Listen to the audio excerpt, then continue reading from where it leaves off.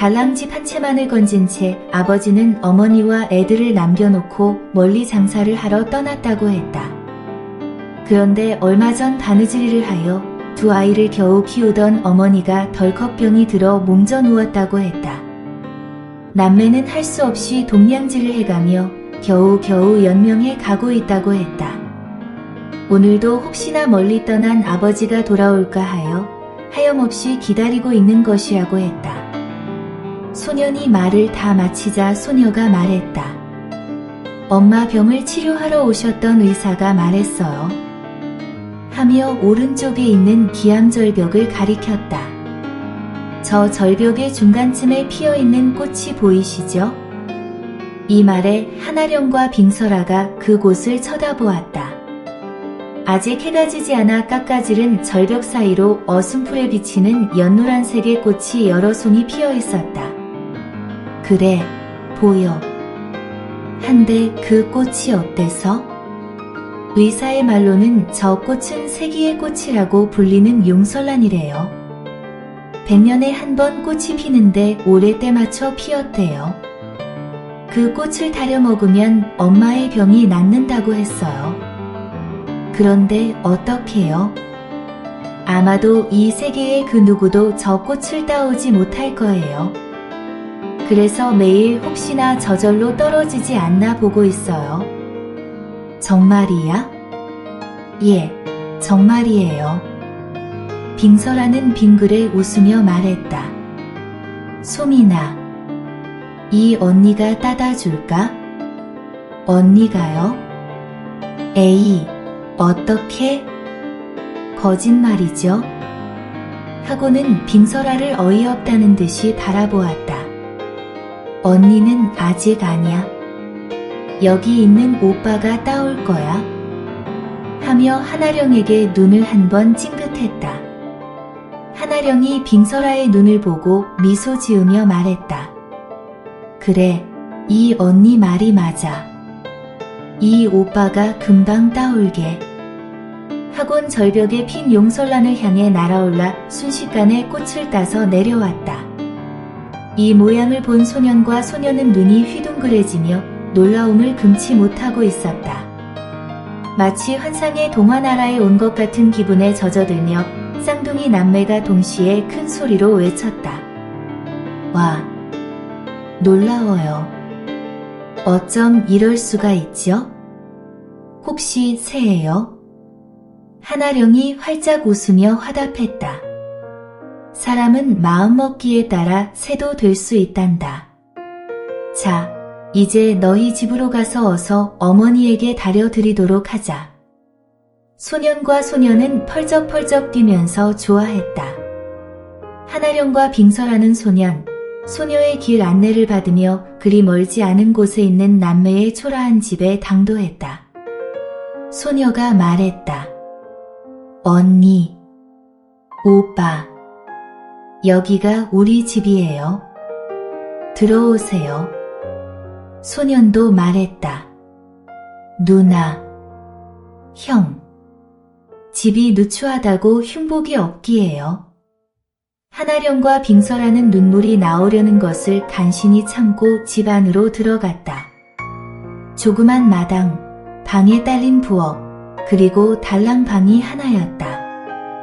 방으로 들어가니 한 30여 세로 보이는 부인이 이불을 덮고 누워 있었다. 오랜 기간 아파온 탓인지 얼굴은 야위었으나 본래의 아름다움을 유지하고 있었다. 한아령이 부인에게 말했다. 부인, 이 마을에 들어오다가 우연히 이난이와 소민이를 만나 가정사를 듣게 되었어요. 일단 용설란 꽃을 따왔으니 다려드릴게요. 잠시만 기다리세요. 부인이 힘없이 그러나 놀랍다는 표정으로 물었다. 아니, 어떻게 용설란 꽃을 땄나요? 하늘이 허락하지 않으면 얻지 못한다고 했어요. 빙설아가 대답했다. 부인의 간절함이 하늘을 감동시켰나 보아요. 이렇게 용설란 꽃이 앞에 있잖아요. 제가 나가서 다려가지고 올게요. 하며 빙설하는 부엌으로 들어가 아쉬운 대로 그릇에 물을 붓고 용설란 꽃을 넣고 화염마법을 이용하여 다리기 시작했다. 불의 세기를 조절하며 한 30여 분을 달였을까 용설란 꽃차가 완성됐다. 빙설아는 한 잔 가득이 꽃차를 따라 방으로 들어와 부인에게 먹였다. 꽃차를 먹고 반각의 시간이 흘렀을까? 부인의 하얗던 얼굴에 화색이 돌기 시작했다. 마치 거짓말처럼 부인의 병은 말끔히 나아가고 있었다.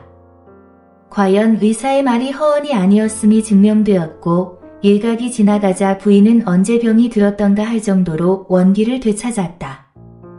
부인이 고마움을 표했다. 이 은혜 무엇으로 갚아야 할지 모르겠군요. 두 분 정말 고마워요. 그런 말씀 마세요. 어려운 처지에 있는 분들을 돕지 않으면 누구를 돕는답니까? 쌍둥이 남매가 엄마의 완쾌된 모습을 보고 와락 그 품에 뛰어들어 흐르는 눈물을 훔쳤다. 빙설하는 방안을 둘러보다 한쪽 구석에 놓여있는 가야금을 보았다. 가난한 살림에 오동나무로 된 오래된 가야금이 있다는 것이 신기해 보여 부인에게 물었다. 가야금은 누가 타나요? 소민이에요. 가야금을 탄 지 10년이 넘었을 거예요. 집안 형편이 좋았을 때 나녀원의 가야금 명인한테 사사해서 그럭저럭 탕금을 하긴 하는데 아직 멀었어요. 가야금이 손때가 많이 묻은 걸 보니 소민이가 가야금을 타는 것을 게을리하지 않은 것 같아요. 그렇게 말하고 빙설하는 전소민을 보며 물었다. 소민아, 언니 앞에서 한번 타볼지 않을래? 전소민은 가야금 소리가 나오자 눈이 빛나며 온몸에 활기가 넘치기 시작했다. 전소민은 가야금을 가져와 바닥에 앉아 현침 쪽을 오른 무릎 위에 올려놓고 양이두 쪽은 바닥에 내려놓고 탕금하기 시작했다. 처음에는 느리고 낮은 음으로 잔잔하게 흘러가던 음색이 빠르고 높은 곡조로 바뀌면서 긴장감과 박진감을 더할 때는 전소민은 자신을 잊은 듯 양손은 현란하게 움직이며 12줄을 한 마리 나비처럼 날아다니고 있었다.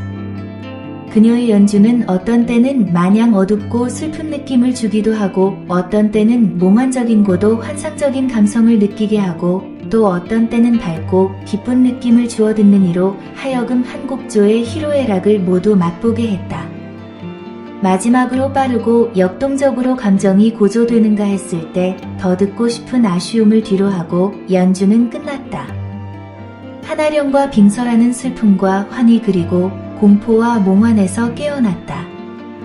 한참을 그렇게 넋을 잃고 앉아있던 빙설아가 정신을 차리고 전소민을 바라보고 말했다. 소민아, 너의 연주는 신의 경지에 들어섰구나. 어쩌면 한 곡조로 인간의 모든 감정을 표현할 수 있니? 이 언니가 너한테 반하고 말았구나. 한아령이 빙설아의 말에 동의한다는 뜻으로 머리를 끄덕였다.